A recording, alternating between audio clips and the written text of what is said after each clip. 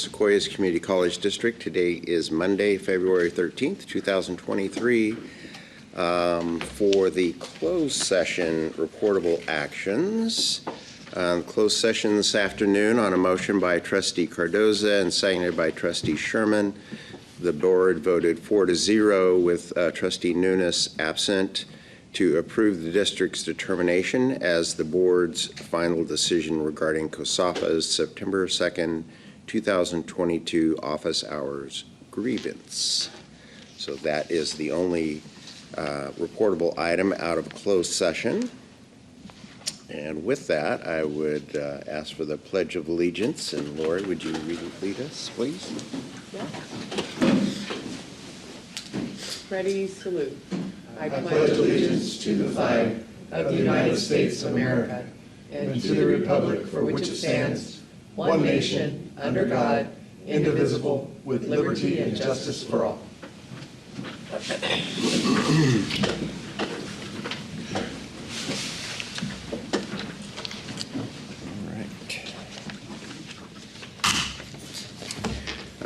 Next up is public comment for Board Policy 2350. Any person may address the board at this time, either on an agenda item or other matters of interest to the public that are within the subject matter jurisdiction of this board. A maximum of 5 minutes is allowed for each speaker, with a maximum of 15 minutes per item unless otherwise extended by the board. At this time, are there any public comments concerning items on the agenda? Seeing and hearing none, we'll go. Are there any public comments concerning items not on the agenda, not on tonight's agenda? Seeing none, we'll move to board and executive staff reports. Student trustee report, Mr. Garbani. Nice to have you here. Thank you. Hi, everyone. Greetings to the board. Sorry I wasn't able to make last meeting. What I have for this month of January, or the past month of January, as winter session started on January 17th, 2023, so did the events for the students. The Student Senate kicked off the semester with the MLK holiday celebration by handing out donuts on all 3 campuses. The Visalia campus, on the Visalia campus, Student Senate, along with adjunct faculty Toby Roos, hosted a high school ASB leadership workshop/training event for all public high schools here in Visalia. Incoming high school seniors and their families participated in preview night on all 3 campuses on February 7th through the 9th. The Student Senate also assisted with the high school senior preview night in Visalia. This preview night was created to help students prepare for their upcoming counseling appointments. Students learned about choosing a major, degree options, and steps to enrollment.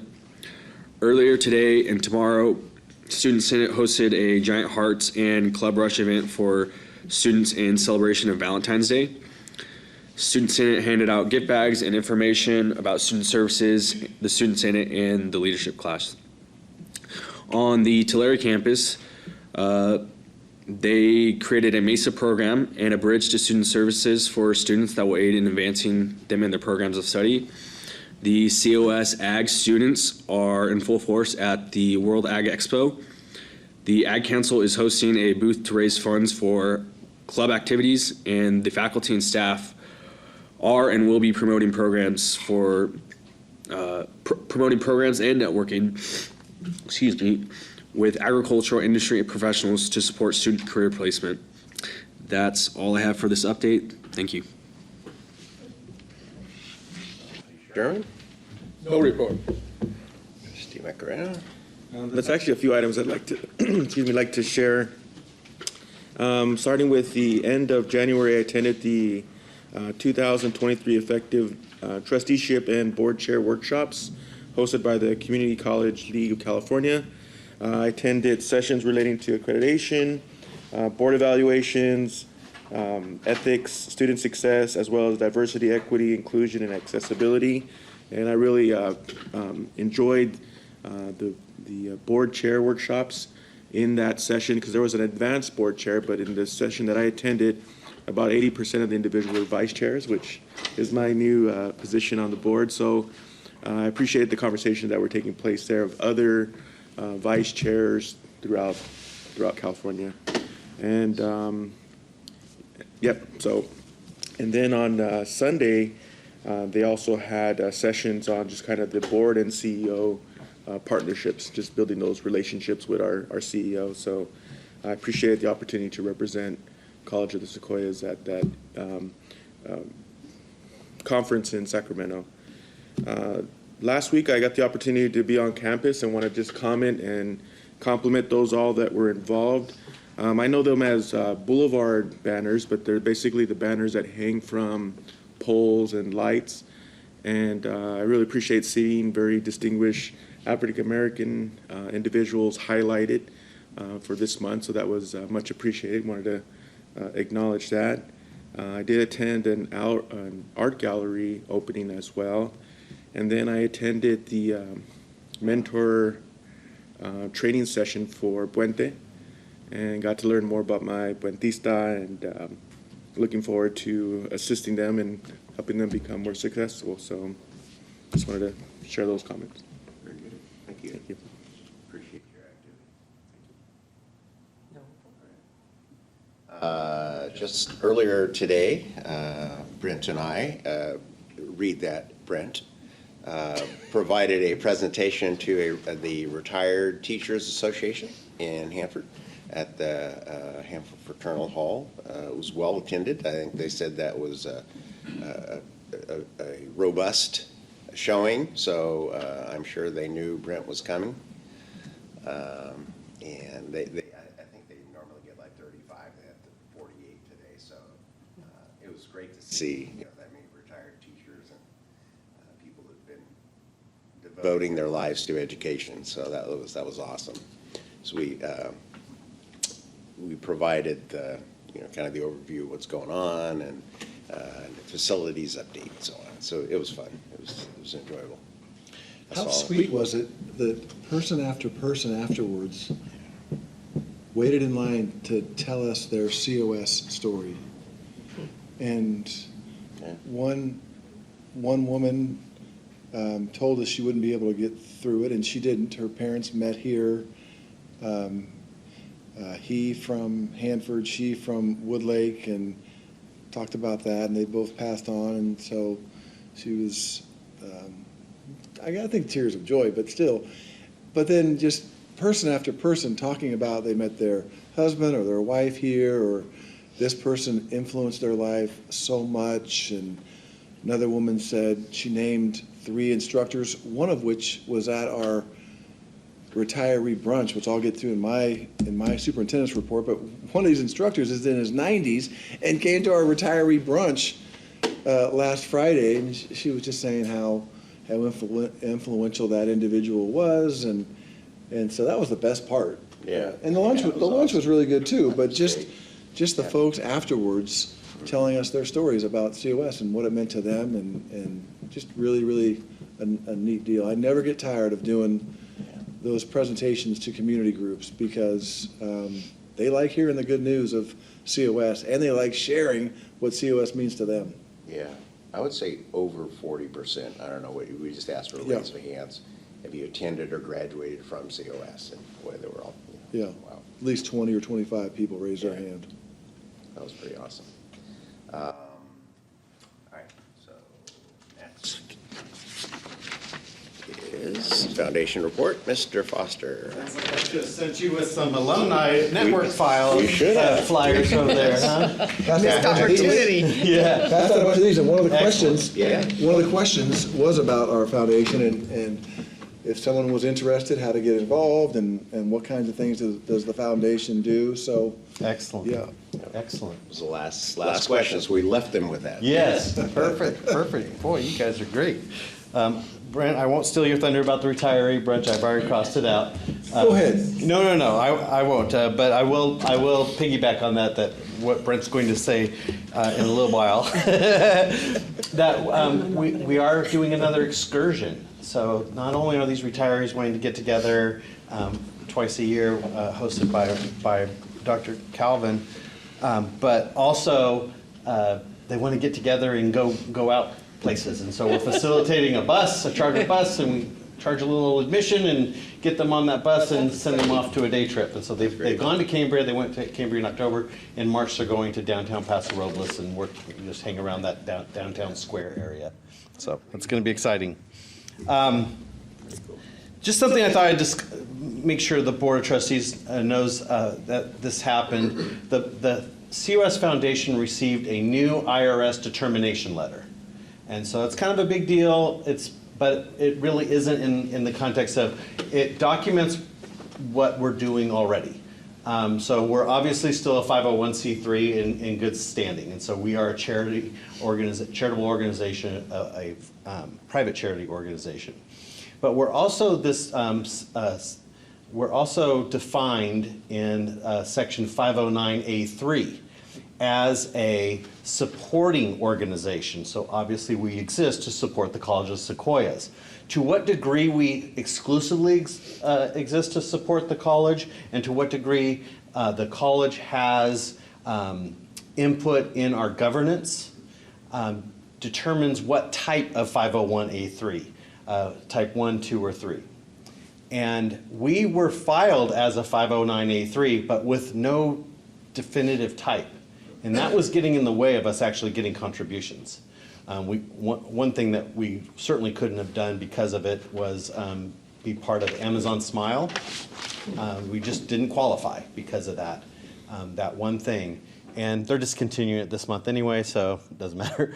But donor designated funds. So if people donate money ahead of time and put it in a fund and then ultimately donate it to a nonprofit organization, that firm has to check out if that nonprofit organization can legally accept that money.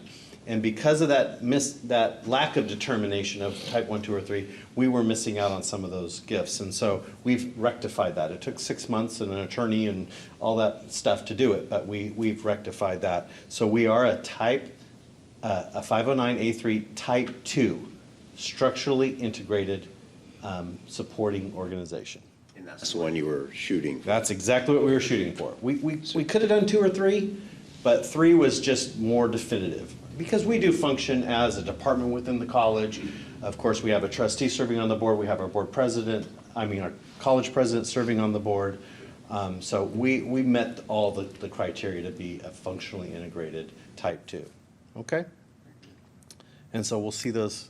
In fact, we already received our first donor advised fund gift without any challenges to do so. So that was $5 million. wonderful. I'm sorry? $5 million. Well, it wasn't quite that, but it was the first of a 5-year pledge of $10,000 each year. So Well, there we'll you take go. it. Yeah. That's great. We also, this past board meeting had our board approved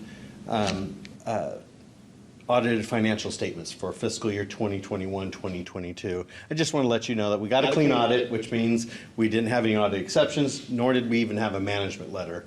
And our net assets grew year over year, $1.78 million. So we're just increasing our capacity to support the college as the college increases its size and scope. And then I gave you a list of upcoming events coming up.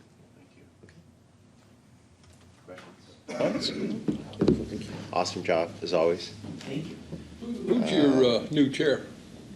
Our new board president, Yeah. her name is Alexis Silvera. She is an alum. She's probably our youngest board president we've had, and is doing great. Next up is the accreditation report. Dr. Lacerna. Good evening. There's 2 documents that you have. The first one that you see now is our letter we received on January 26th from the ACCJC. I mentioned this at the last meeting, but they reviewed our midterm report and have accepted it. So that just means we're through the midterm. It went just fine, and then they will see us in fall of 2025. So that was good news to have that done. And the second thing I included based on the ACCJC meeting at the beginning of January are the commission actions on institutions. So you can see the first group is the high, like I guess the best results that you can get, which are reaccredited for 7 years on the basis of a comprehensive evaluation. And as I mentioned at the last meeting, hopefully by the time we get there in 2025, they're now renewing people for 8 years. So hopefully we will get an 8-year comprehensive review. The second one is 18 months and require a follow-up visit for Napa Valley College. So that just means you're still accredited, but there's some things you need to check on, and we'll be back and see you on a follow-up visit to make sure you did all that. The next group is reaffirmed for remainder with the basis of the follow-up report and visit. So these are folks like Napa Valley College that were accredited, but they had to have a few more things ironed out before they were accredited for the rest of their remaining cycle. And so, like, at the next one, Napa Valley College would be on this list, right? So they were all renewed. The next two were deferred action. These are both colleges that are under a fiscal monitoring, and they both have a comprehensive evaluation coming up, so they have a site visit coming up. So instead of doing a separate finding or result or analysis of their fiscal monitoring, they're going to combine that with their report, their visit. And then we're on the next list of those colleges that were up for a midterm report and were accepted. So there we are on the big report. So I just wanted to share that with you. That's the update from ACCJC. Questions? Thank you. Thank you very much. Superintendent President's Report, Dr. Calvin. Okay, a couple things. First, because Tim brought it up, the retiree brunch was wonderful on Friday. Did it 10 to noon, and it probably strung out until close to 1 o'clock. We did it in Morrow Gym this time, just so many of those retirees hadn't seen the improvements to the old gym, as they like to call it. So it was fun to have them here. Tim, what was our final count? 47. 47. That was great. And yeah, because every time we probably have 15 different people that can't be there for one reason or another. Grandkids doing one thing or another. It's always a flurry the day before, or the day of, getting text messages and emails from people saying, oh, I thought I'd be able to come, but I can't for this reason. Tell everybody I said hi. And it's just been a wonderful thing for us to be able to see the retirees, thanks to Tim and his group, because they really do the heavy lifting, and we have some fun. It just really is fun to see people, and some of the people there have been retired for 25, 30 years, and some of them have been retired for a year or two.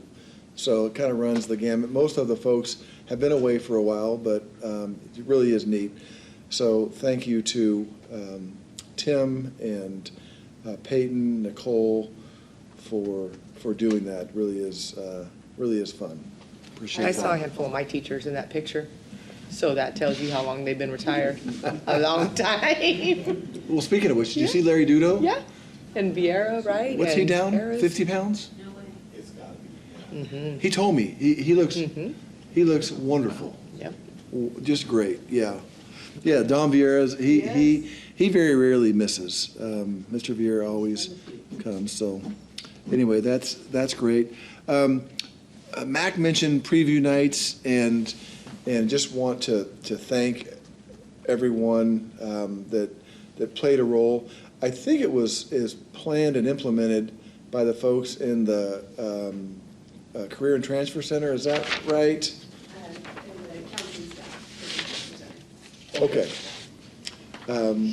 So Amanda, with assist from Liz, or help me out here, Jess. Liz, our transfer success coordinator, and then Welcome Center jumped onto their idea, and so it was a huge collaboration between counseling and outreach. Okay, boy, it was fabulous. Tulare on Tuesday, Visalia on Wednesday, Hanford on Thursday. I don't have the final count, but we filled every venue, including the entire theater. People were sitting in the stairways, and then we had at all three venues we had Spanish-speaking breakout rooms as well. It was fabulous. It was all hands on deck, too. I don't know how many staff members, staff and faculty and administrators were there, but it seemed like 40 people and all rowing in the same direction. Really, really great. We really shined in front of a whole bunch of high school students and their parents. So just neat deal. Just prepping them for what to expect from their counseling appointment, what to bring, walking them through guided pathways, looking further to enrolling for the fall, and just kind of the nuts and bolts of coming to college. Really a great time. So thank you to everybody that pitched in on that.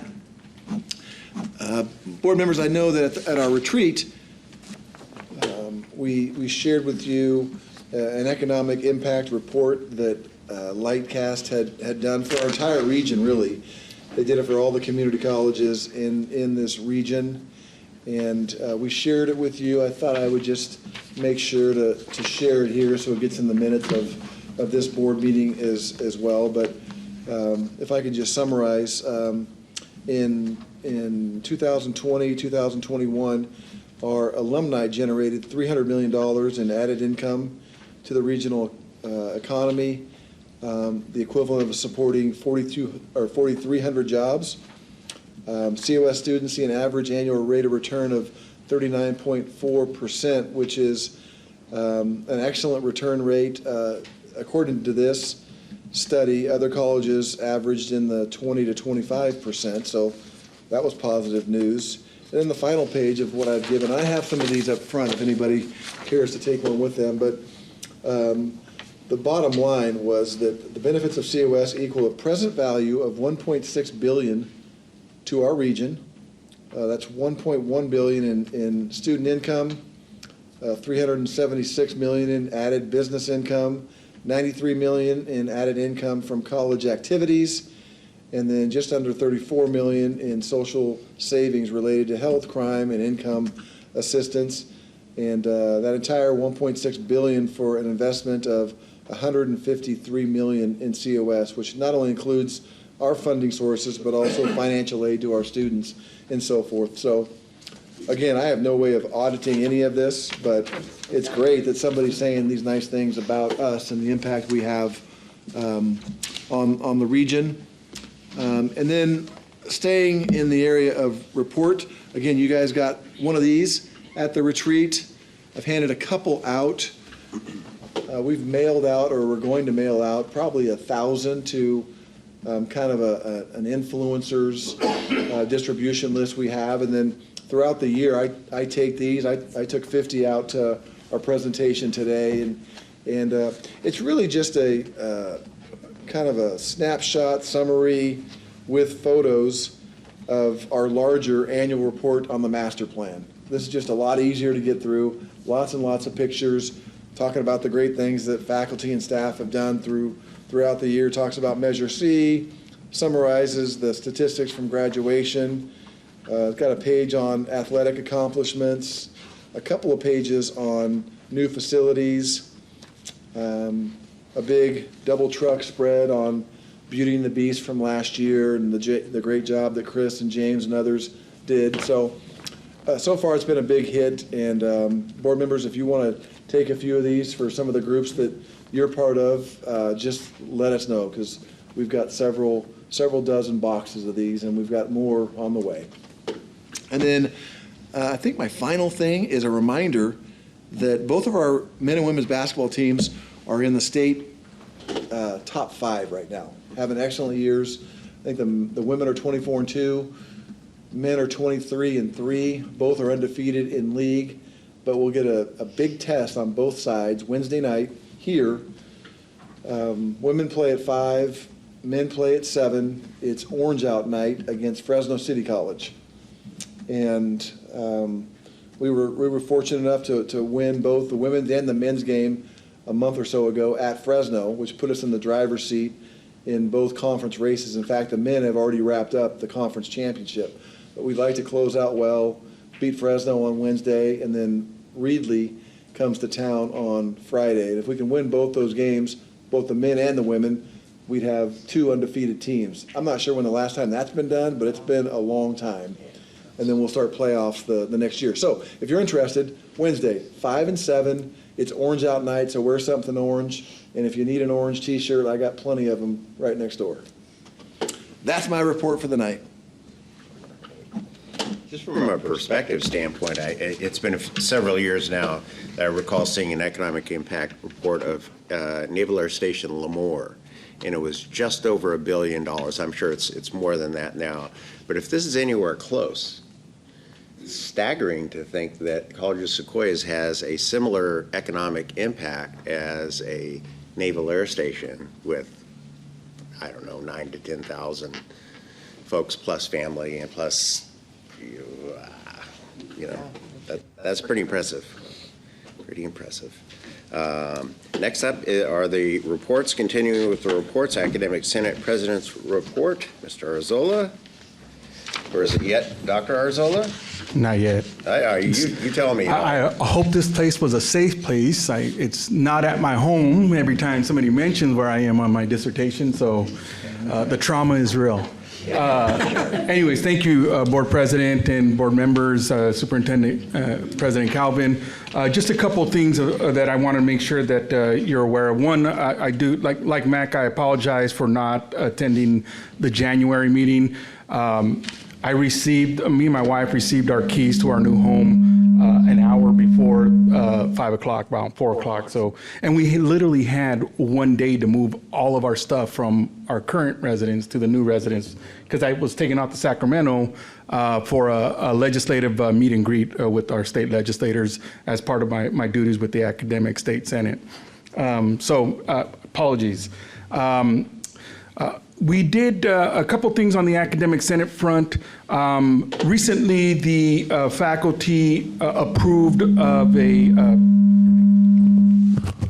a task force to pursue improving relationships, developing and improving relationships with our Native American communities in the local area. Octavio Barajas, the professor of ethnic studies, is leading that effort. So the task force is going to be created here soon, and we're just trying to again just develop the relationships with the Yokut people, Tule River Reservation folks, Wachumni. We're trying to get into the soil with them, and I think the resolution to call for the creation of the task force was drew a consensus of faculty. So the Academic Senate, as far as I could tell, supporting this effort. The other thing that I just wanted to briefly mention on is something I'm going to talk to Superintendent President Calvin on Wednesday. Resolution just to have a conversation about the sabbaticals. I'm happy to see that there's a conversation or an agenda item for today, but it's just something that the faculty have asked me to speak with Dr. Calvin as well as the board. So in the March agenda, I'll bring that item forward, and hopefully there'll be a good conversation around that. Would you like us to, we've got an action item tonight. Would you like us to table that until March, and so you can share your thoughts before? No, nothing negative. I think it's just I think the faculty want to make sure that we have a better understanding of what the board is looking for as we seek to submit sabbaticals. We don't want, obviously, to go back to what we experienced last spring. And we definitely just want to make sure that there's a conversation and we engage in some collegial consultation on that. That's great. I think we can have a conversation tonight, even before the vote, before the board weighs in, because I think the process, now that cooler heads have prevailed, I think the process has worked well for several years.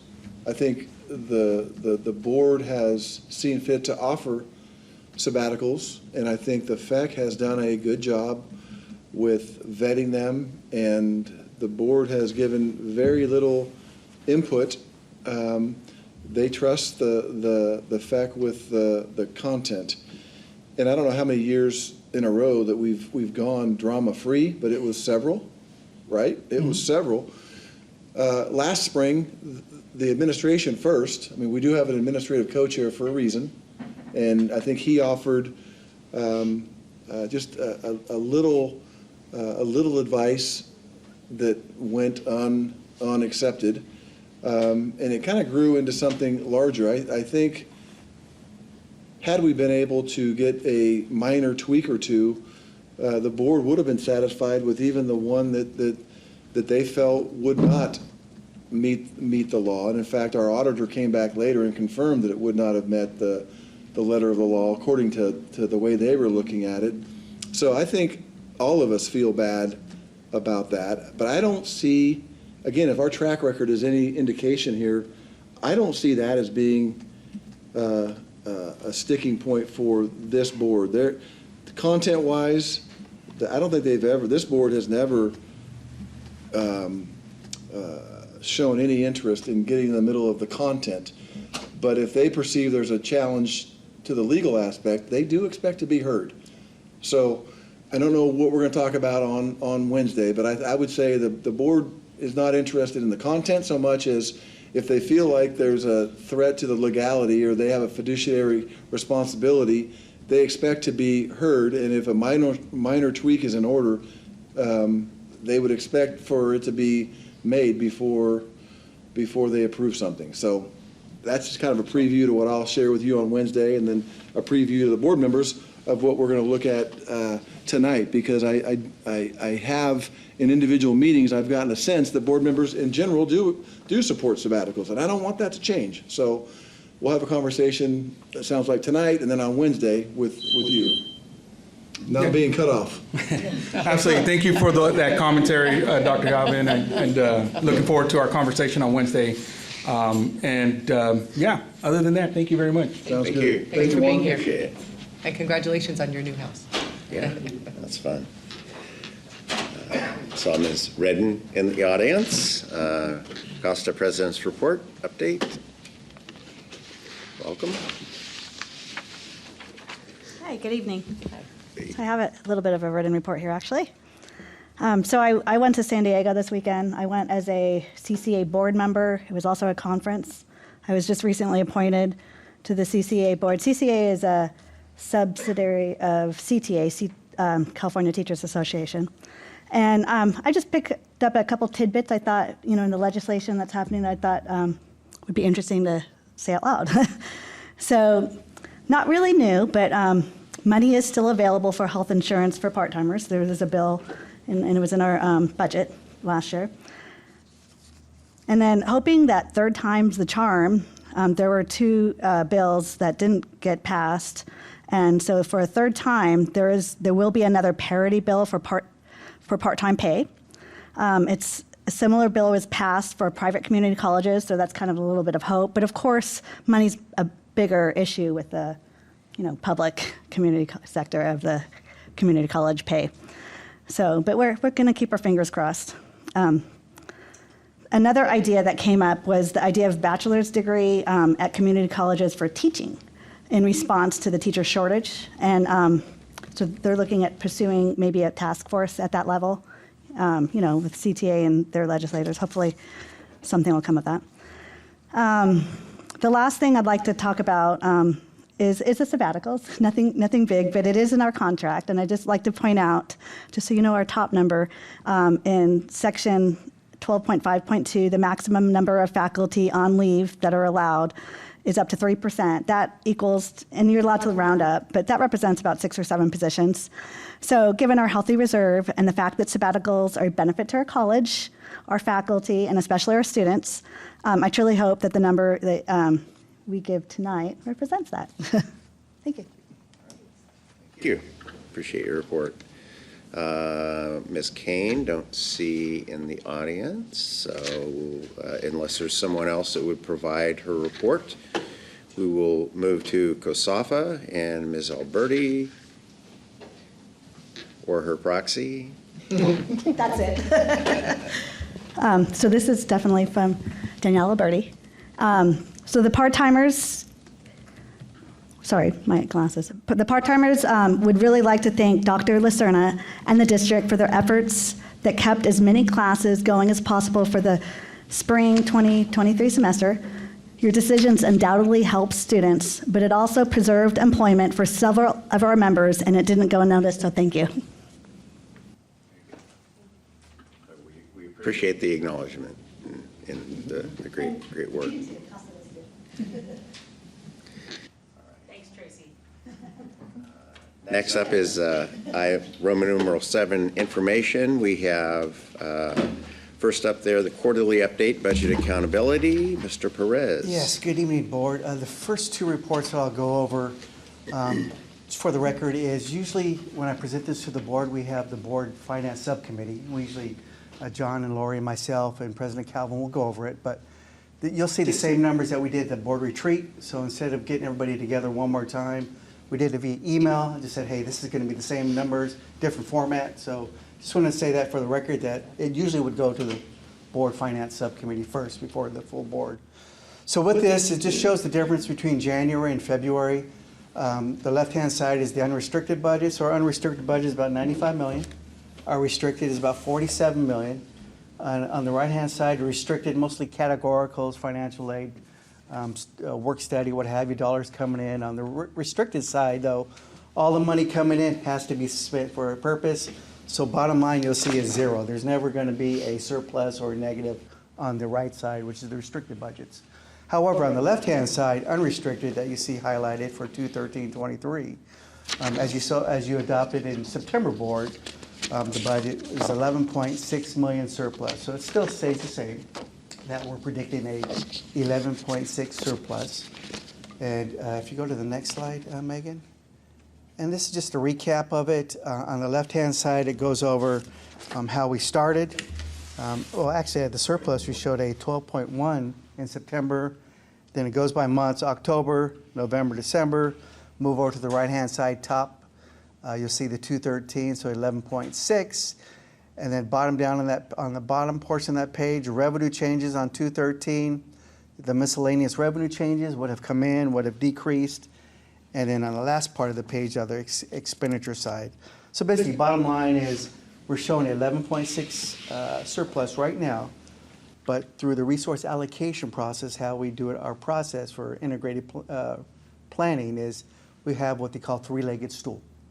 One of the legs of that stool is anytime there's a big surplus that we're estimating, the president and the VP puts up a plan on how we're going to allocate the 11.6. Does it go to the fund balance? Does it go to other needs of the district? We shared that with you as a draft at the board retreat.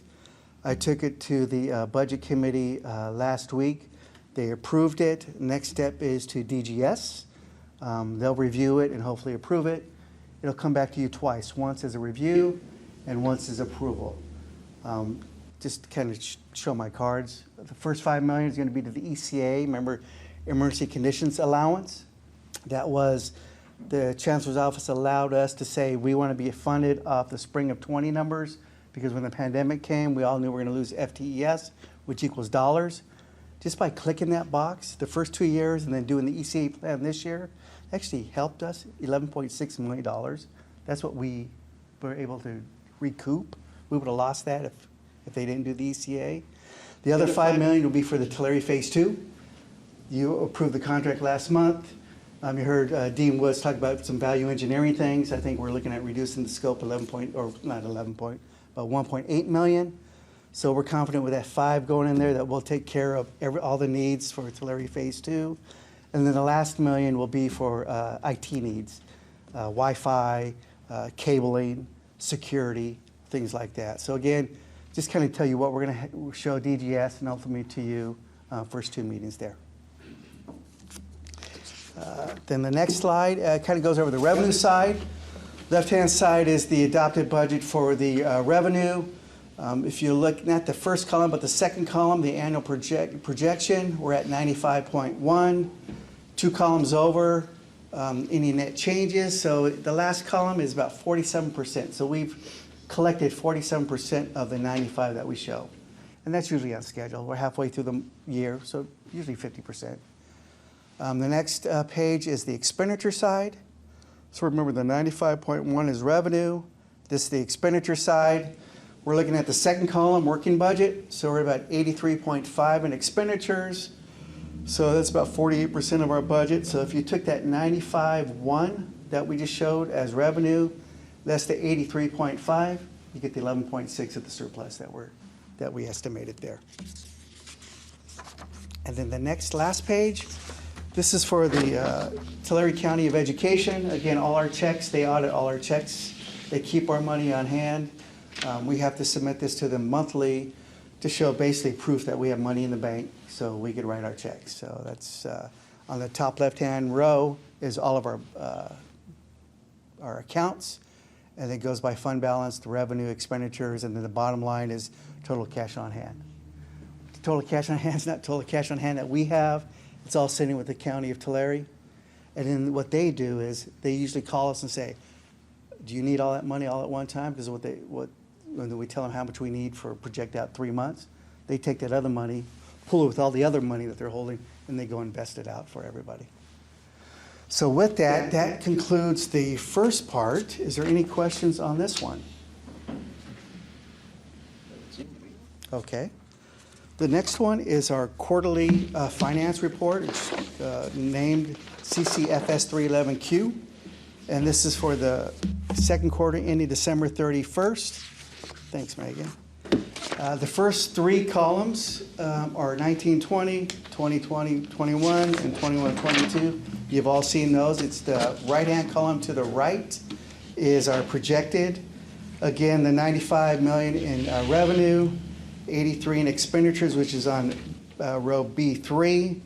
And then C, row C is revenues over expenditures, again, 11.6 million. And then what you'll see here is on row D, we started out with our beginning fund balance at 27.9 million, or 33%. Remember, part of that, part of your board priority is to ensure that we maintain our reserves higher than the state average. State average for all community colleges last year was 29%, so we do hit that mark. But if you looked at it, say 11.6, if the district had no needs whatsoever, which we do have needs because we just spelled them out just right now, we would add that 11.6 to a $39.6 million fund balance or a 47.5 reserve. That won't be the case this year because we'll be moving 11 over to other needs as long as it gets approved by DGS and ultimately you, the board, in the next couple months. But then again, our reserve will probably be in the range of 30 million or so because we'll need to keep that percentage about 30% to make sure we're on top of or higher than the state average. And we'll know that once we start closing the books in June, July, August. Okay? Next page goes over, again, the same thing. You're looking at the second column, annual current budget. And it's the revenues, expenditures, and then the row L, the adjusted fund balance, and then what the predicted percent, 47.5. But again, I explained that it won't be that high. It'll probably be in the low 30s, 30, 33% there. And then again, the last part, they'll ask us questions. Have we settled any contract? No. Do we have any fiscal long-term debts? No, we paid those off using one-time money the last couple of years, something that we've all did here. And do we have any fiscal problems? Do we address this year or next year? Happy to say no there, too. I'll be happy to answer any questions you may have. See any questions? If not, Great. thank you for Thank the you. report. Next, back up is Dr. Lacerna for the low enrolled justification report. Hi again. So, first of all, thanks to, I appreciate the comments from Tracy, Kasaf, and Costa. This is constantly a kind of a balancing act of what we do, trying to figure out what classes to keep and what not to keep. Our administrative procedure and our board policy explain when we can do exceptions to 20 for a lecture class or 15 for a lab class. And although I think in times of, in times like this, we are constantly balancing and evaluating each program, each class, everything. And I think although some people would like us to say, oh, we're not going to cancel anything under 12 or we're not going to cancel anything under 13, we really can't say that because it's dependent. But as you can see in this report, especially when the majority of these classes are 17, 18, 19, we're not going to cancel a class with 17 students in it because normally, in most cases, there's nowhere else for us to put those students, and we're not going to lose a class of 17 students. So it's pretty logical when you look at this kind of what some of those decisions were. So instead of going through the whole report, I know often you guys ask me, if you can hand those down, Megan, is this typical to other semesters? So I had Daniel Alvarado in the office pull the last several semesters for you. Pending the question. As you can see, from 2019 to 2023, we average at about 100 classes that we end up canceling for low enrollment. You can see in 2019, about 119 classes, 2020, 103. Then we hit our high in 21 and 22. I think as we were adjusting and kind of balancing what coming back from being online for a while looked like, and then seemed to be getting a little bit back on track for 2023. I think a couple things to point out. Since 2019, we've been in AB 705, so balancing what we needed to do in English has been pretty difficult, and you can see those trends with when you see ENGL English. I was looking at some of the things we need to look more into, like LANG in the middle, Lang, 30 classes in 2021. Part of that was our Spanish and some of our foreign languages that we found that people didn't necessarily want to learn Spanish online, that they wanted to be in person. So we've been having to kind of figure out how do we get people into those classes and back on board with some of those things. But that includes ESL and all of our other classes. The other one that kind of sticks out to me is in 2022, we had 33 classes in social sciences. And before that, you see it was very low options for us. We didn't cancel many classes in social sciences. So we need to kind of go in and dig in and look at why did we cancel 33 in 2022 and really kind of analyze some of those things. But I wanted to show you this because I know you guys kind of want this data information, but just so you can see that we're analyzing the trends as well and looking at where do we need to make adjustments. And in any case, the average is 100 plus. We don't want to be canceling 100 classes for low enrollment. So we really need to adjust and look at the overall picture and where we can be making some changes. So this was a really good exercise for us to go through just in the last couple of days, pending, I was like thinking what you guys were gonna ask, let's look at this and see, but it's brought up really good stuff for us to look at and kind of dig into the data. So really happy to, as you guys look at this and have other questions, to do some more analysis and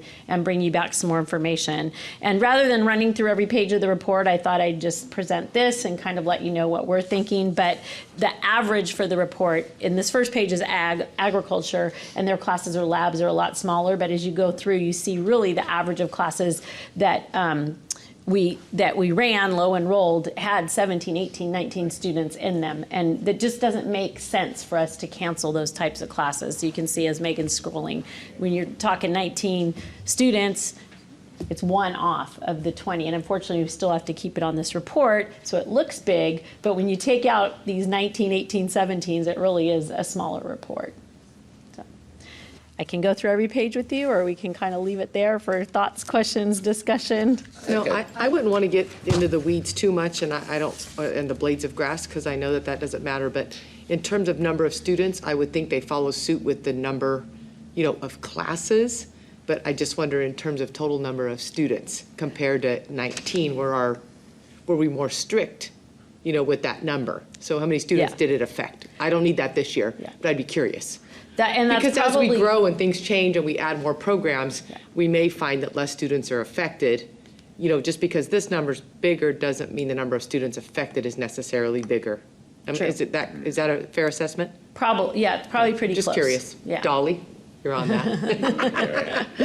So, because as we add some specialty programs, some of those classes you may have added and then had to take them away, you know, as we're growing and learning. So I don't see that as a negative, I guess. Correct. If students, the number of students being impacted negatively isn't going up fast, Yes. would be what I want to see too.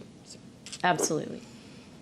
Any other comments, questions? Take good report. Yeah, me Okay, too. and Thanks. I will continue to bring something like That was this then great. for you, rather than kind of scrolling through all of Yeah. this. And then if you have particular questions on any of these, I'm happy to answer those, but, okay? I do have just an observation, and I'm not sure what to do with it exactly. It seemed to me like as I looked down, I scanned the list of all of the locations for the courses that were being recommended, you know, to continue, that there were more proportionate to the number of students. There were more in Hanford and maybe a little less in Tulare and then Visalia. Is that just because there's not the core, the mass number of students to get that sort of critical mass to almost always have enough? I mean, what's the reason? I shouldn't speculate.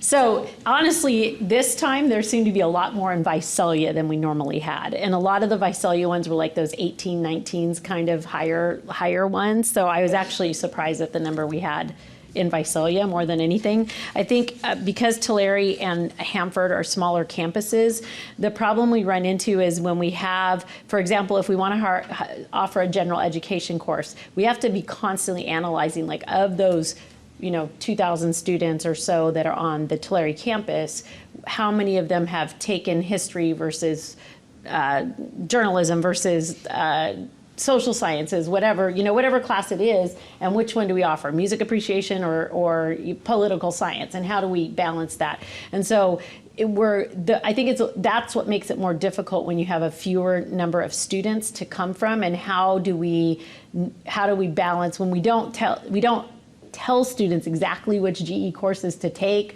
what we do their major but not their GE or what order. It's kind of balancing how can we offer the right mix for those students. But the great thing is our provosts are amazing at this. They're really good at analyzing it. And so even we'll get a class with 12 students in it, and Luann will go in, and Kristen, and they'll look and say, of those 12 students, 11 of them live in Tulare. So if you cancel this class, all 11 of those students, and maybe one lives in Porterville, I don't know, wherever, they're going to be driving to Visalia. And so that's where we kind of like look into the details and figure that out. So I think that's the issue with Tulare and Hanford, is you have a smaller group to pull from for those classes. And we try to offer everything that we can there. So they don't have to come to Visalia for those classes. Does that answer it, John? Yeah, no, Okay. it is. Thank you. Okay, thank you. Anything else? I don't think so. Okay, thank Well you very done. much. Thank you. All right, thanks. And I appreciate the further Yeah. data.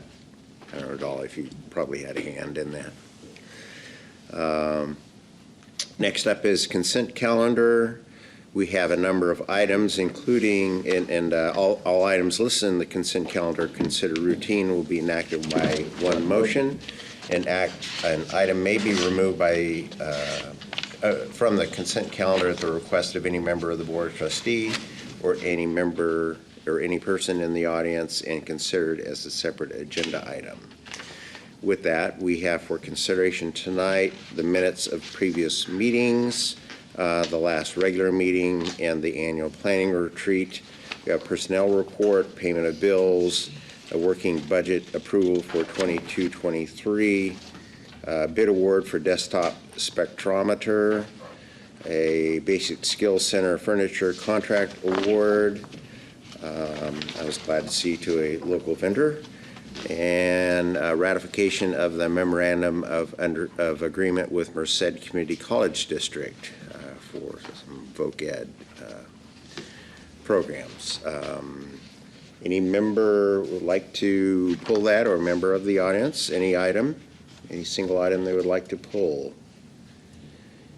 If not, entertain a motion to approve. Move we approve. Second. Second. Moved by trustee Sherman, seconded by trustee Macarena, to approve the consent calendar as published. All those in favor signify by saying aye. Aye. Any opposed? Passes 4 in favor, 1 absent. Next up is the action items, curriculum, new, modified, and deleted. I should Dr. just stay Casar. up here. So we have the curriculum report in front of you. We have a couple of new courses that are going to be in a new program we brought before you at the last meeting, which is our public health. And so we have 2 new courses that will be going into that public health degree. We have the course modifications of business communications, and on the next page, these are just regular chemistry, child, kinesiology, work experience updates, just regular 5-year reviews and the regular updates that they need to go through. And same on the last page, one of those, and then 2 course deletions. This is finally getting off the books the pre-transfer level math classes that we are not able to offer anymore due to AB 705, and then 1 program modification for our Pathway to Health and Physical Education. So these have been approved by the Academic Senate and the Curriculum Committee, and it's recommended that the board approve these. Move to approve. Second. Moved by trustee Cardoza, seconded by trustee Sherman to approve the attached list of courses and programs as part of the district's curriculum. All those in favor signify by saying aye. Aye. Any opposed? 4 in favor, 1 absent. Passes. Next up is item 12, Mr. Perez, Yes. non-resident tuition fee. Yeah, yes, sir. Every time this year, about this time of this year, I'll take to the board the recommendation for the 23-24 year for non-resident tuition. The Chancellor's Office requires to submit that to them by March 1st. So the first page, and it's a worksheet. You know, you get 5, 6 different options. You plug in the numbers of the budget, FTS, Consumer Price Index, and it does its magic and calculates the numbers.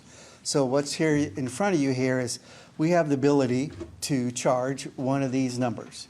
The district average cost, we can go up to $395, or we could pick what we said, what we're recommending tonight is staying with C, contiguous district. So we can charge up to $395 or say, hey, I want to charge something lower, and we have to use a neighboring district as the number. So if you go to the second page, I'll give you a little history of what we've been charging. And I'll point out to 2021, the $248. When the pandemic hit, we, as a district and the board, saw let's not raise tuition prices for non-resident tuition. Let's at least get the FTES back. In the grand scheme of things, what we're talking about is our budget is $95 million. Non-resident tuition is $410,000, or 0.43% of our entire budget.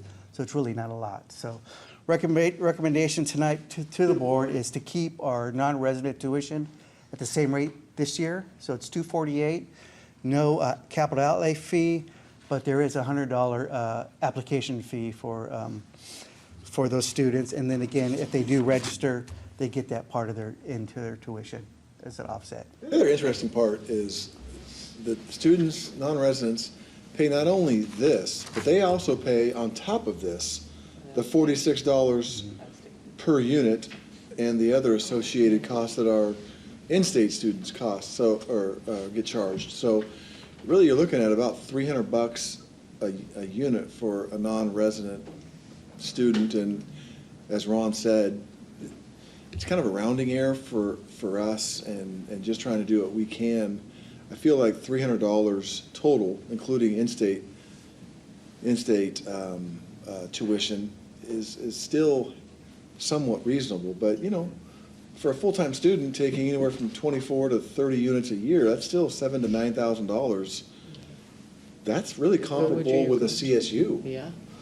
So Ron's done a good job with trying to meet our objective, which is continue to make this affordable even to our non-resident students. Do we have a lot of non-resident students? No. That's what he's saying. Are they mostly the athletes, or? It's a mixed bag. No, I wouldn't say it's athletes, maybe 50 or something like that. there are other pockets of students as well that end up getting the non-resident tuition. For one thing, anybody, any foreign-born students get the non-resident tuition rate.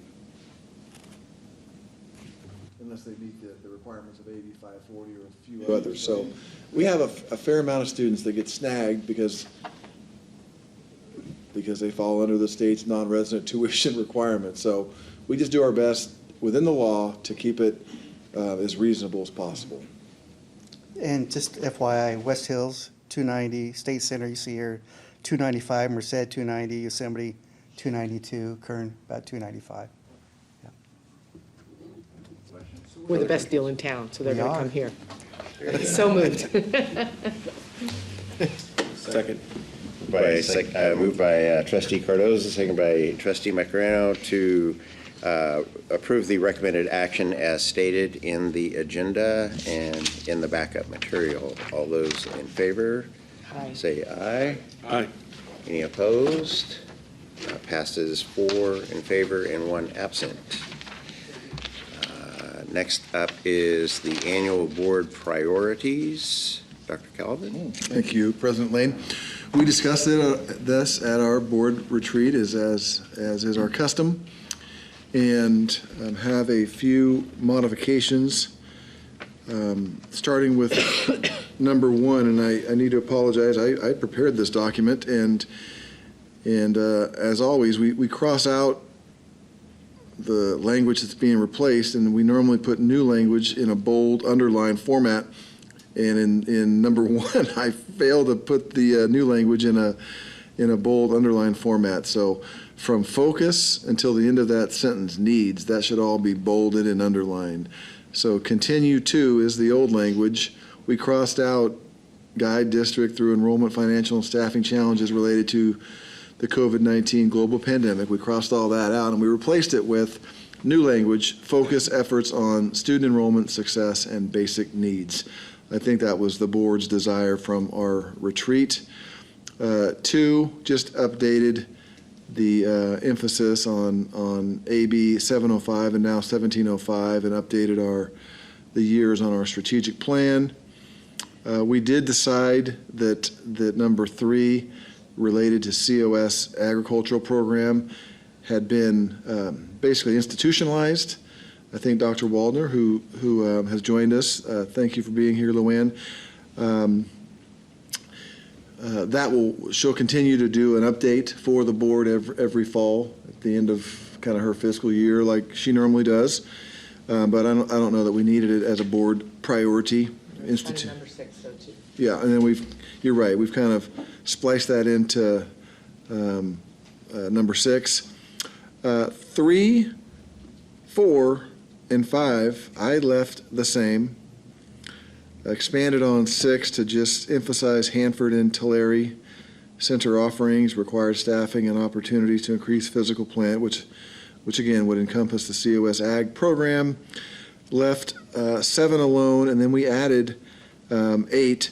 I think we all recognize there's going to be a big lift required as a result of passing Measure C and building a student union and university center, including identifying and building the partnerships with Fresno State and others. So that'll drive us for the next few years. Did I capture everything that we discussed in our board retreat, or is there anything we need to go back and Pretty good.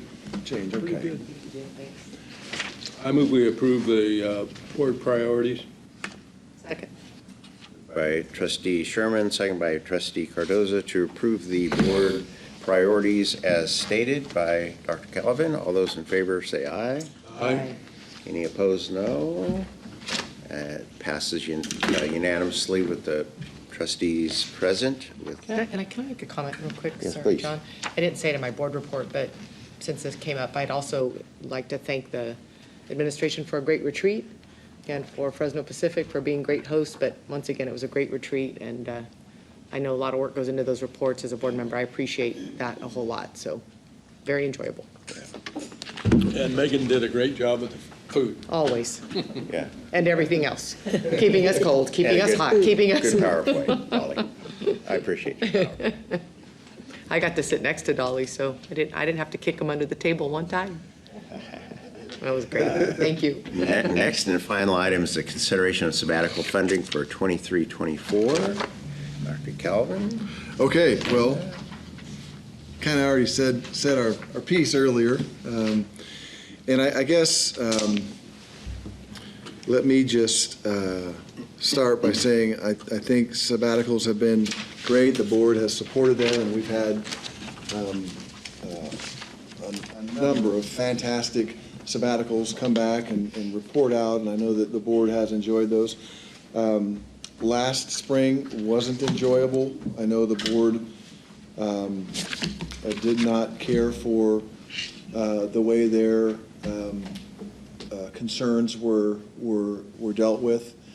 I'm sure from the Academic Senate and the Faculty Enrichment Committee, they didn't appreciate being questioned. That was clear.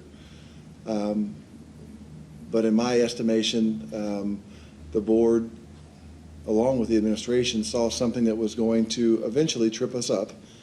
Our accountant confirmed that last year, that would have been an issue. I don't think it was an issue that couldn't have been solved with minor tweaks. So I don't want the board to believe that these issues are not solvable. Last spring's, for whatever reason, ended up not being solved. A disappointment to all of us. But I still believe that sabbaticals are good for our campus, and I would recommend that the board approve 2 semesters worth of sabbaticals for the 23-24 year. And I'll kind of start that as a conversation starter. I have some comments, but the board members have thoughts, comments as we consider this item? I'll let you go first. Okay, well, I'd be happy to. So I prepared something here. As we all know, the board is typically supported sabbaticals, and we've seen great examples of that. Jamie Moore comes to mind. Just last month, we heard her report. That was very inspiring. Also, Christian Anderson, Chris Keene, and others that have reported valuable outcomes in the recent years. As we all recall, last year the board was put in a position to deny a requested sabbatical, something we didn't personally feel comfortable in doing, but professionally and responsibly we took that action. In our view, that conflict, as was noted, could and should have been avoided with minor revisions to the district suggested to revisions suggested by the district early on in the process. The board, I think we agree, the board has final responsibility and final authority to approve the recommended sabbaticals and the responsibility to ensure they're consistent with Ed Code requirements and are legally and reasonably defensible in terms of the use of taxpayer dollars. So I see that if we were not to have stepped up and did what we did, I think that would have been a dereliction of our fiduciary responsibilities to the taxpayers last year. I am personally, as one board member, supportive of the recommendation. I think we need to go forward. To me, it's all about roles, right? It's what is our responsibility is if we stay in our lane, you know, we can only control what's in our lane, and that's all I'm trying to do personally. So I offer that up. If there's any other comments or if the board is inclined to want to take action. Yeah, I agree with everything you said, John. And I just, go back to a few years ago, we tried to do it differently, and that didn't work. So we learned from that, we moved forward, we put some, I think, what was good criteria in place. So I, too, was disappointed at what happened last year, because I felt like we had spent time really thinking about how involved we wanted to be. And as a board member, I personally don't want to get involved in the details of the sabbatical, and I trust the FEC committee and would just hope that by the time it comes to us, all that's been vetted. So, yeah, let's do it better this year, and I too support what's been recommended. Any other comments? I agree with both comments, so. I would have a comment, maybe just, I know that Juan says he's going to come visit with me on Wednesday about this. And I know, Juan, that you guys met Wednesday. My guess is you have a resolution that probably could have been shared here tonight. And I guess you have your reasons for not sharing it tonight, because it would have been timely to hear from the Academic Senate tonight that we're actually considering this. So I guess I don't want to see our board commit to something only to find out that you feel a different way. So I guess in summary, the board feels like the content is driven by the Faculty Enrichment Committee. And as we've demonstrated over several years, they don't have an interest in jumping in the middle of making those decisions. We have an administrative co-chair for a reason. Jesse shared some concerns. I think it fell on deaf ears, and we ultimately didn't feel like it would make it past our auditors. Despite the individual that was caught in the crossfire is a treasure to COS, and that hurt even more that it was that individual's sabbatical that didn't make it through. But I don't think the position of the board has changed at all since last spring, and yet, so if on Wednesday you feel like there's going to be some bomb that's dropped on me that's going to change or would affect what we're talking about here, I'd like to hear it now. If you don't feel like it's going to, then we can certainly meet on Wednesday and know kind of the way our board feels.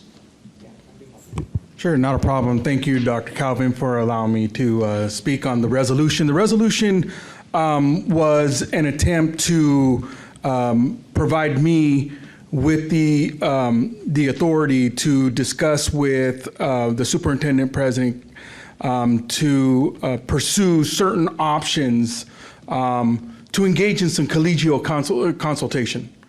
So one of the options that was included in the resolution was to see, and the reason, and let me just take this back.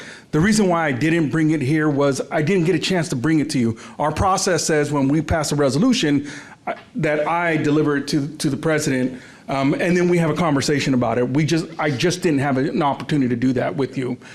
So that's why I didn't feel like bringing it up right now, because you and I haven't had a conversation. I appreciate that. All right, so no, nothing underhanded. It's one option is to request for the CCLC, as well as a representative from the State Academic Senate, to come in and do a collegiality in action visit. That would require a letter from the superintendent president, plus a $1,000 stack to pay for that fee. For that visit. I do the letter, you do the stack? Is that what you're telling me? Yeah. If they take EBT, I got it.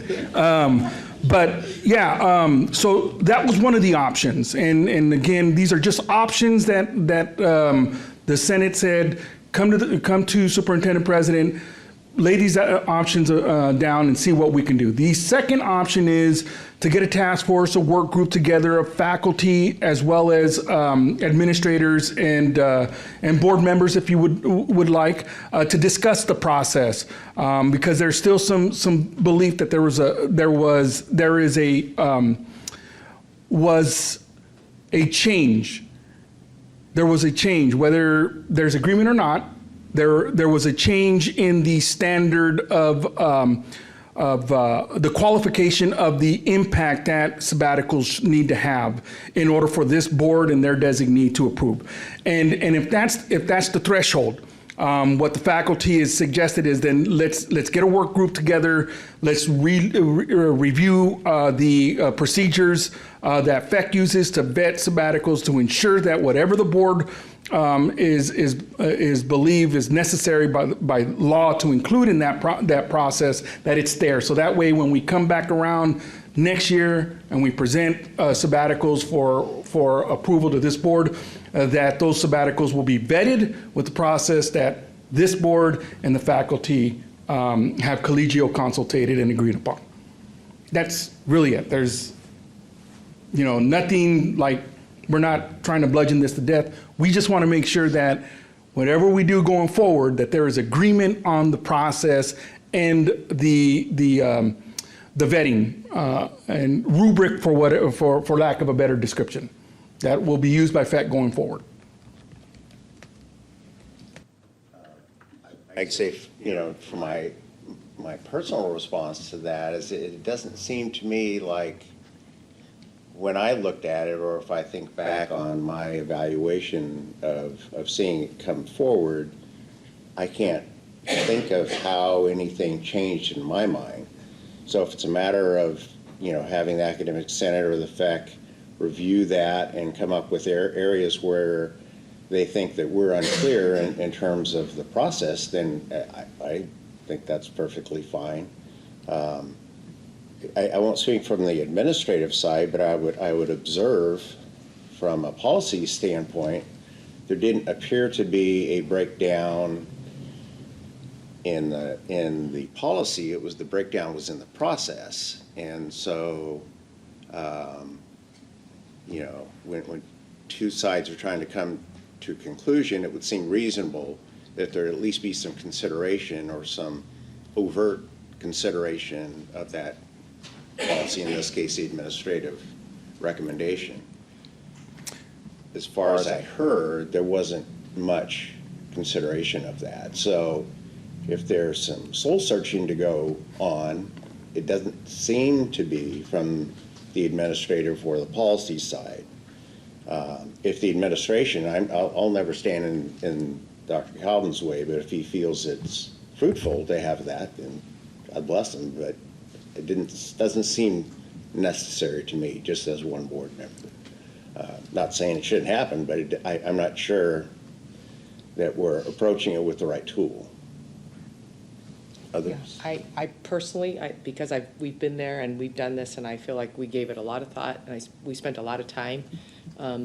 I wouldn't be comfortable sitting on a task force unless I knew why, because I feel like we've already done that. And I don't see where that comes into play, and I don't know that puts the board in a position. I think here's where it needs to come after it's gone through the processes. So I feel like our processes are good.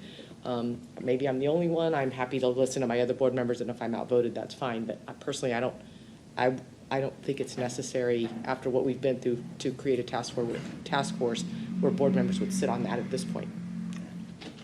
I agree. Thank you. Thank you. I appreciate the input very much. It's nice to get that out of the way today. Yeah, thank you. Thank you very much.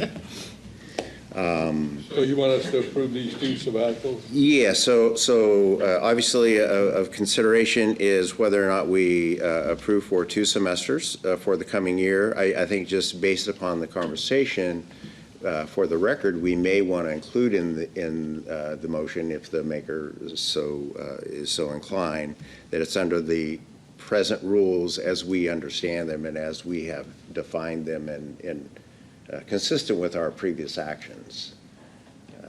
Other than that, that's just a comment, and I would entertain a motion. Now, we were asked earlier to increase the number, and we're not prepared to do that, I take it. That's not the recommendation, but the board certainly is at the pleasure to do as we see fit.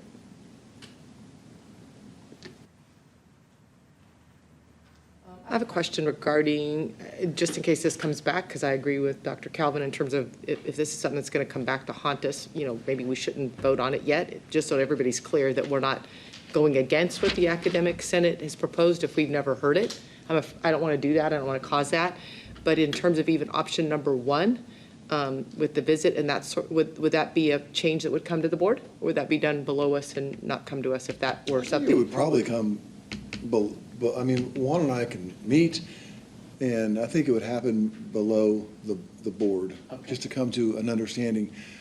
I don't want to minimize how we all felt last spring. And I may be overruled by my colleagues in the academic senate, who I respect a great deal. I believe that what Juan just said, however well-intentioned, is a bit of an overreaction. I feel like as we said last year, I felt like the sabbatical last year could have easily been tweaked to demonstrate the direct, or not even the direct, the benefit to the college with some minor modifications that I don't think the proposer would have mind making. But it never reached that individual, because I think a couple of folks just felt like that wasn't the board's place or the administration's place to question those things. That's where our friction is that I think the board, and you know as board members, you have a greater role than just approving 2 for the year. When it comes back to you, you need to make sure that it's going to meet the law. And, you know, our auditors confirmed that would have been an audit finding. Well, what do you do with an audit finding? Normally you pay it back. And how would that have been done with a sabbatical? So we could have been led down the wrong road. I don't see that happening again. I think this is a bit of a overreaction, but I am willing to meet with Juan and go through it. And if one of those 2 options would be fruitful, then we can certainly do that. I don't think it would happen at this level, or we probably bring a recommendation back. But I think your understanding is the way it's worked for several years, and it's worked very well, and I think it will continue to work very well. The next time that we'll be able to test it, if one comes forward from the Faculty Enrichment Committee that the administration and or the board doesn't feel like meets Ed Code, and we'll see what the response is once we voice that. Last year, it kind of fell on deaf ears. I hope it doesn't in the future. It's And I really, don't- really up to the 4 of us. I think so too. No, and I don't know what option number 1 really entails. I guess I would hope that, you know, we could solve it in-house. I don't know what that really entails, but, you know, I just think college reputation tells me that we can figure this out without bringing outside people in. But that's, once again, personal opinion. If we get to that next level, I will listen to whatever comes down the road, but I'd like to not go to that road if we're not there yet. How's that? Yeah. Yeah, I'll keep that in mind. okay. Is there a recommendation to come forward, or? I move that we approve 2 sabbaticals for that we take the recommendation of our administration and we approve 2 sabbaticals for the next year. Is there a second to that? Second. Is there interest in including in your motion the fact that it 2 is semesters? based upon 2 semesters. Yeah, 2 semesters based upon Thank you. the previous action and interpretation that the board has used in awarding previous. I'm okay with that, however you want to word it, yes. Yeah, is that Yep. okay to the second? Okay, all right. So with the amended motion to approve 2 semesters of sabbaticals, utilizing the previously used processes, interpretations, and past actions of the board as kind of the rubric. I would, any other discussion or questions? If not, all those in favor say aye. Aye. Aye. Any opposed? And so it does pass 4 in favor and 1 absent. And I would note for the record that Mr. Nunes, Trustee Nunes, has an outside obligation that I fully support him on, not being here tonight. So we appreciate his diligence always. So with that, unless there are other items from the board, you good?